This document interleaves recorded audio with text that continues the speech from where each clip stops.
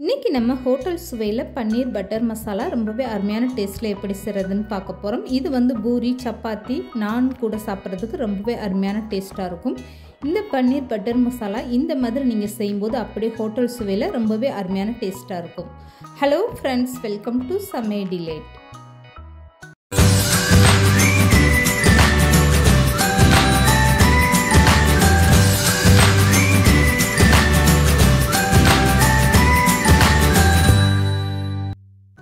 இப்போ இந்த பன்னீர் பட்டர் மசாலாவுக்கு ஃபஸ்ட்டு வந்து சின்னதாக ஒரு மசாலா தயார் பண்ணிடலாம். இதுக்காக ஒரு பெரிய வெங்காயம் நீளமாக கட் பண்ணி எடுத்துக்கோங்க. இது கூடவே 2 தக்காளி நல்ல பெரிய தக்காளியாக எடுத்துக்கோங்க. இப்போ இது கூடவே வந்து 2 பட்டை இந்த மாதிரி சின்னதாக சேர்த்துக்கோங்க. 2 ஏலக்காய், இது கூடவே 4 கிராம்பு சேர்த்துக்கோங்க. இப்போ வந்து கொஞ்சமாக முந்திரி பருப்பு சேர்த்துக்கோங்க. ஒரு 10லேருந்து 15 முந்திரி பருப்பு சேர்த்துக்கோங்க. இதெல்லாம் சேர்த்துட்டு தண்ணி தேவைப்பட்டால் கொஞ்சமாக சேர்த்து நல்லா வலுவலுன்னு அரைச்சி எடுத்துகிட்டு வந்துடுங்க. அரைச்சி எடுக்கிற இந்த பேஸ்ட்டை வந்து நீங்கள் அப்படியே தனியாக எடுத்து வச்சுருங்க. இதுக்கப்புறமா வேறு ஒரு அகலமான பாத்திரத்தில் 1 ஸ்பூன் அளவுக்கு பட்டர் சேர்த்துக்கோங்க. இப்போ வந்து 400 கிராம் அளவுக்கு நான் பன்னீர் எடுத்து அதை இந்த மாதிரி சின்ன சின்ன பீஸாக கட் பண்ணி எடுத்து வச்சுருக்கேன். இப்போ இந்த பன்னீரை அப்படியே பட்டரோடு சேர்த்துட்டு ஸ்டவ்வை மீடியமாக வச்சுட்டு லேசாக அப்படியே வதக்கி விடுங்க. இப்போ இது கூடவே காரத்துக்காக 1/2 ஸ்பூன் அளவுக்கு மிளகாய் தூள் சேர்த்துக்கோங்க. இப்படி நீங்கள் வதக்கிட்டு அதுக்கப்புறமா பன்னீர் பட்டர் மசாலா செய்யும்போது அது வந்து இந்த பன்னீர் சாப்பிடல நல்லா அருமையான டேஸ்ட்டாக இருக்கும். இப்போ வந்து ஸ்டவ்வை மீடியமாக வச்சுட்டு இந்த மாதிரி இப்படி மேலோட்டமாக லேசாக இப்படி கலந்து கொடுங்க. இப்போ பாருங்கள், பன்னீரில் வந்து நல்லா இந்த மசாலாலாம் இறங்கிட்டு ஓரளவுக்கு நல்லாவே வெந்துருச்சு. இப்போ இந்த பன்னீரை வந்து அப்படியே தனியாக வேறு ஒரு பாத்திரத்தில் எடுத்து வச்சுக்கோங்க. இப்போ வந்து பன்னீர் பட்டர் மசாலா செய்கிறதுக்காக அதே பாத்திரத்தில் 4 ஸ்பூன் அளவுக்கு நல்லெண்ணெய் சேர்த்துக்கோங்க. அப்படி இல்லைன்னா நீங்கள் சமையல் எண்ணெய் சேர்த்துக்கோங்க.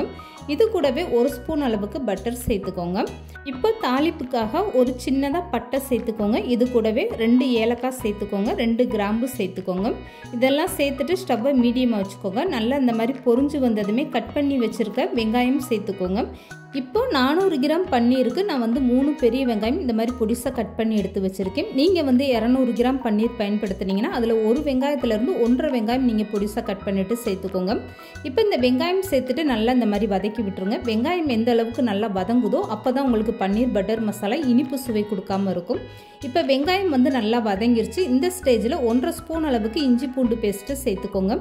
இந்த இஞ்சி பூண்டு பேஸ்ட்டோட பச்சை வாசனை போகிற வரைக்கும் நல்லா வதக்கி விட்டுருங்க. இப்போது அரைச்சி எடுத்து வச்சுருக்க முந்திரி பருப்பு, தக்காளி பேஸ்ட்டை அப்படியே சேர்த்துக்கோங்க. இப்போ நான் அரைச்சி எடுத்துகிட்டு வந்த தக்காளி பேஸ்ட்டை காட்டுறேன் பாருங்கள். இந்த அளவுக்கு நல்லா வலுவலுன்னு அரைச்சி எடுத்துக்கோங்க.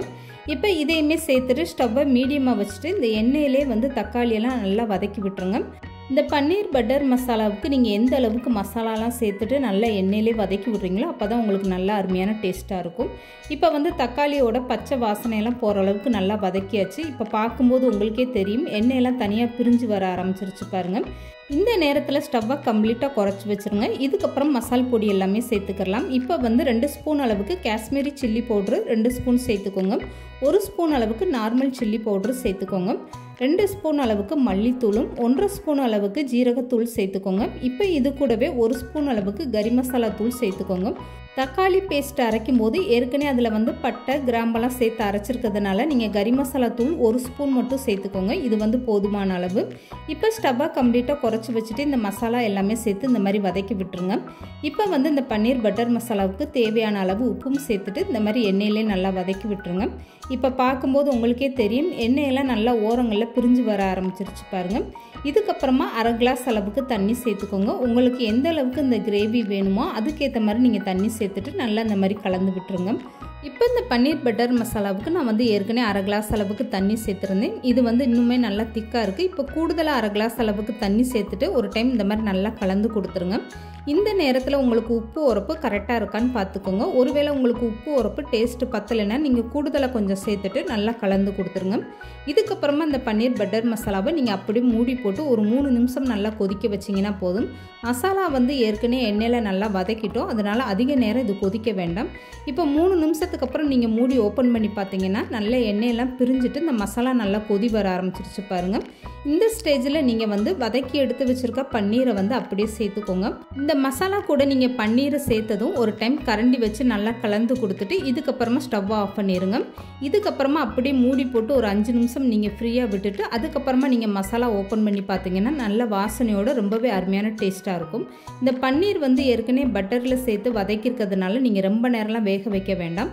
இப்போ இந்த மசாலா கூட பன்னீரை சேர்த்ததுக்கப்புறம் ஒரு டைம் நல்லா கலந்து கொடுத்துட்டு ஸ்டவ்வை ஆஃப் பண்ணிடுங்க. இந்த நேரத்தில் உங்ககிட்ட கஸ்தூரி மேத்தி இருந்தால் கொஞ்சமாக தூவி விட்டுக்கோங்க. அப்படி இல்லைன்னா கொத்தமல்லியை பொடிசாக கட் பண்ணிவிட்டு தூவி விட்டு மூடி போட்டு வச்சுருங்க.